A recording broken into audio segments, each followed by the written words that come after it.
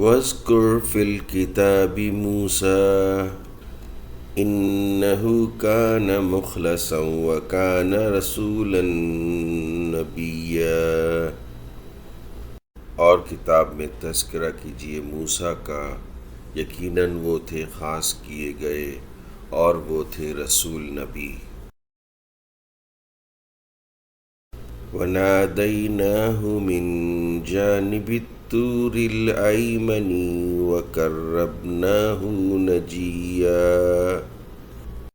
اور ہم نے انہیں پکارا طور کی دائیں جانب سے اور انہیں اپنے قریب کیا سرگوشی کے لیے۔ وَوَهَبْنَا لَهُ مِن رَّحْمَتِنَا أَخَاهُ هَارُونَ نَبِيًّا۔ اور ہم نے انہیں عطا کیا اپنی رحمت سے ان کے بھائی ہارون کو نبی بنا کر۔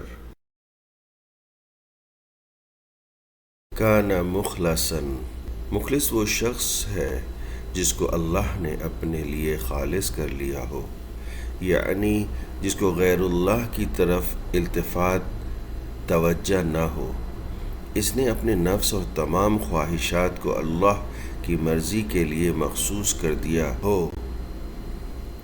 یہ شان خصوصی طور پر انبیاء علیہ السلام کی ہوتی ہے۔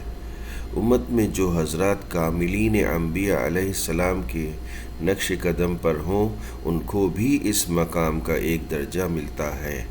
اس کی علامت یہ ہوتی ہے کہ وہ قدرتی طور پر گناہوں اور برائیوں سے بچا دیے جاتے ہیں، اللہ تعالیٰ کی حفاظت ان کے ساتھ ہوتی ہے۔ حضرت موسیٰ علیہ السلام نے اپنے بھائی حضرت ہارون علیہ السلام کے لیے درخواست کی تھی کہ انہیں بھی میرے ساتھ بھیجا جائے۔ اللہ تعالیٰ نے اپنی رحمت سے آپ علیہ السلام کی درخواست قبول فرماتے ہوئے حضرت ہارون علیہ السلام کو بھی مقام نبوت سے سرفراز فرمایا۔